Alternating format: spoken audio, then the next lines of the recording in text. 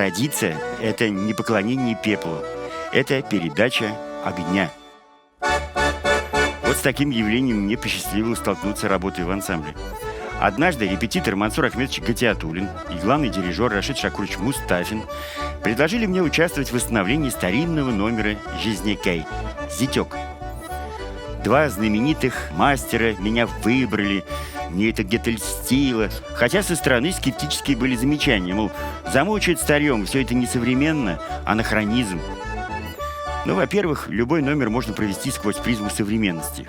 Во-вторых, большой поток новой информации точно не повредит, подумал я. И действительно, мастера начали постановку не с разучивания движений, как это часто бывает, а с рассказа об истории номера, постановщик великий Файзи Гаскаров, о первом исполнителе Борисе Бирючевском, какой он имел успех у зрителей в те годы, и самое главное, о сюжете.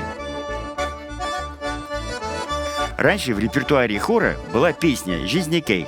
Мужчина средних лет при общении с младшей сестрой жены, а она очень напоминала внешне его собственную жену в молодости, решил в шутку поухаживать за молодой красавицей, сам себя при этом представляет залихватским ухажером, каким был в молодые годы.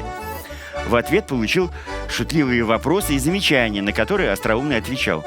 Вот свободный перевод со слов Мансура Ахметовича. «Что это у тебя, зятек, палец кривой?» «Это потому, что я ношу на нем дорогой перстень». «А что это у тебя, зятек, ноги кривые?» «А это потому, что я ношу дорогие ичиги». «А что это у тебя лицо желтое?» «А это потому, что я от любви к тебе сохну». Достаточно сложно все это изобразить пластически, тем более хор эту песню уже давно не исполнял.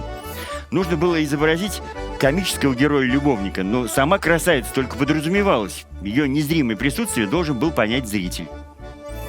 Дошло дело до самой пластики, где прописан буквально каждый такт.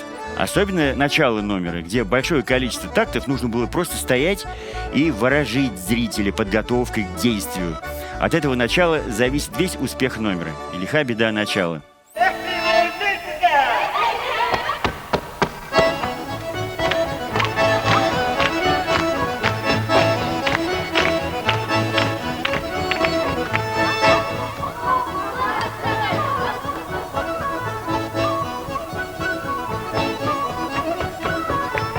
Затем темп назревает, и номер заканчивается оглушительно.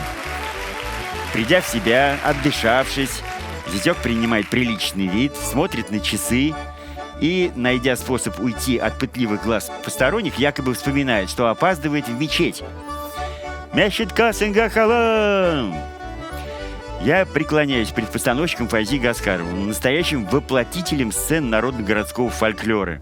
Безмерно благодарен Мансуру Ахметовичу Гатиатуллину и Рашиду Шакуровичу Мустафину и Кустабаевой Лиме Галиевне за создание творческой атмосферы, за возможность много лет держать этот факел с теплом творческого огня прошлых поколений. Насколько получилась моя попытка перенести этот драгоценный опыт молодому исполнителю, солисту Владиславу Уткину, оценит зритель. Но неоспоримый факт. Номер в его исполнении помог ему занять первое место на конкурсе имени Махмуда Исамбаева в Грозном.